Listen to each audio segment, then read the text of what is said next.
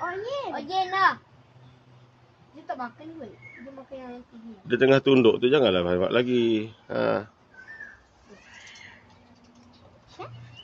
Kasih kat Ojen je. Ya. Dia makan terus. Ya. Alah, dia paling dekat tau kat lu. Ya. Kasih lu ambil banyak sangat no. Ambil sikit. Yelah. Kasih banyak. Woi, dia dah kenyang. Dia makan situ, dia makan mana? Ojen dia makan ni. Macam.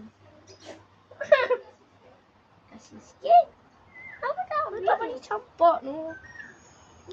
Yang bawah-bawah ni ambil nanti kutip ni. Bawah. Bagilah sana, dia tak datang sini. Cah. Mana nak buat tu? Cah.